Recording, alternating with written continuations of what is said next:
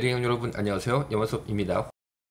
홍준표 대구시장께서 이슬람 포비아를 만드는 이슬람 포비아는 이슬람을 무조건 막 싫어하고 이슬람 뭐 없어져라 막 이렇게 말하는 혐오 뭐 그런 걸 말합니다. 이슬람 포비아 공포를 만드는 특정 사이비 기독교 세력들을 대구에서 추방해야 된다고 6월 10일 밝혔습니다. 그러니까 굉장히 이상한 거죠. 이분은 사실 제 생각에 속으로 분명히 이슬람 안 좋아합니다. 제 생각에는 홍준표 대구시장님이 절대 이슬람 속으로 안 좋아할 거예요. 그런데 특이하게 이슬람 포비아 만드는 특정 사이비 기독교 세력들을 대구에서 추방해야 된다라고 밝힌 것은 상당히 이례적이죠.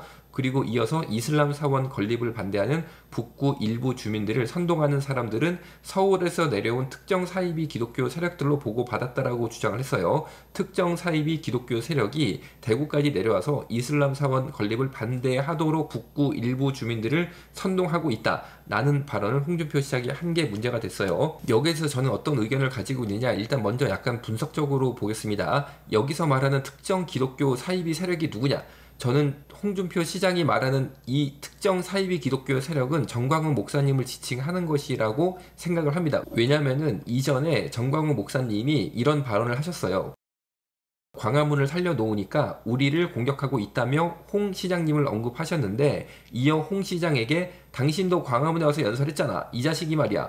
그리고 대구 시민 여러분, 홍준표 저거 탄핵하세요, 정신 나가서 말이야. 이렇게 정광훈 목사님이 홍준표 시장을 소위 말하는 저격이라고 할까요? 당시 상황이 굉장히 복잡했었는데 그거를 오늘 일일이 말씀을 못 드립니다. 어쨌든 이런 발언을 하니까 홍준표 시장께서 마음이 뭐라고, 정광훈 목사님에서 되게 안 좋은 거죠. 감정이 팍 상해버린 거죠.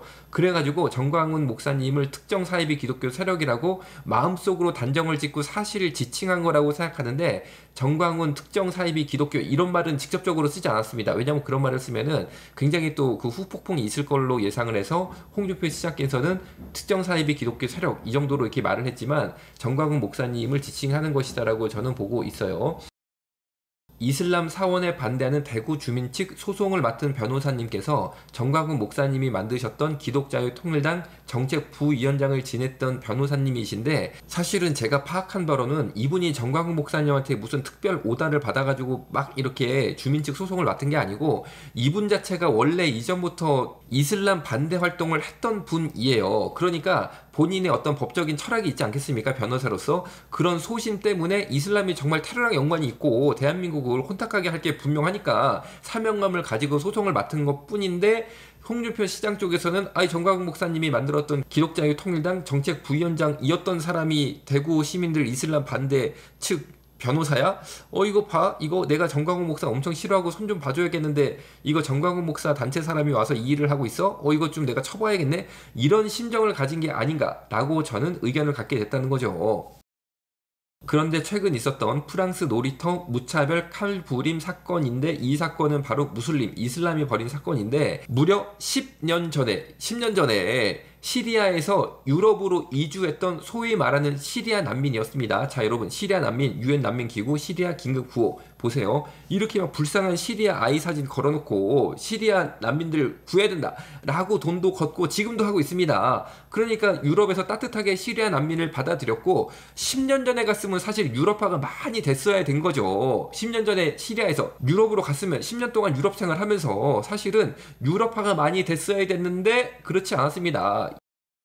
이 사람이 프랑스 놀이터에서 무차별 칼부림을 벌였는데 아이 4명과 성인 2명이 큰 부상을 입었고, 이 중 3명은 생명이 위독한 중태 상태입니다. 심지어 유모차 끌고 달아나는 여성 따라가서 유모차 안 22개월 아이한테도 수차례 흉기로 내리쳤습니다. 잠깐 볼게요. 프랑스 휴양도시 안시에서 흉기 난동 사건이 일어나서 6명이 부상을 입었습니다. 용의자는 시리아에서 망명한 30대 남성인데 유모차 안에 있던 어린 아이에게도 흉기를 휘둘렀습니다.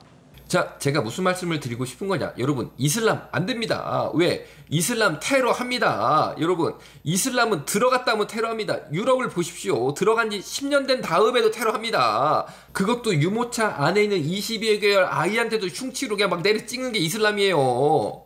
그런데 홍준표 시장님께서는 정광훈 목사님에 대한 마음의 그 뭐라 그럴까, 이게 막 싫은 게 있으니까, 아니 이제는 막 이슬람 이거를 막 편을 든다고 그럴까? 그냥 정광훈 목사님이 싫으니까 난 이슬람 편을 들겠다, 이런 게 아닌가? 라는 의구심이 들고 있습니다. 자, 제가 무슨 말씀을 드리고 싶은 거냐, 여러분, 두 번째 제가 하고 싶은 얘기는요, 정치인들 절대 믿으면 안 됩니다. 우리는요 좌파도 아니고 우파도 아니고 예수파입니다. 우리가 지킬 것은 야당도 아니고 여당도 아니고 예배당입니다. 왜냐면요 정치인들은요 물론 우리랑 마음이 맞아서 여러 가지 도움을 주시고 우리도 정말 그분들의 도움이 필요합니다만은 어느 순간 이렇게 정치적인 이해관계 혹은 마음속에 뭔가 이렇게 뒤틀리는 심사가 생기면 하루아침에 그냥 확 내쳐버립니다.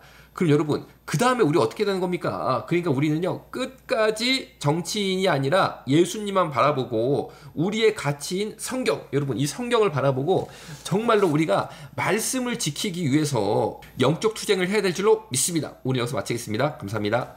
이건 진짜 사랑이 아니야. 한낱 즐거움에 이성 없는 선택이 비극이 될 줄은 몰랐어. 바로 알아 정체성 올바른 우리 정체성 이유로도 바꿀 수 없어 Nature never ever 바로 change. 알아 정체성 건강한 성 정체성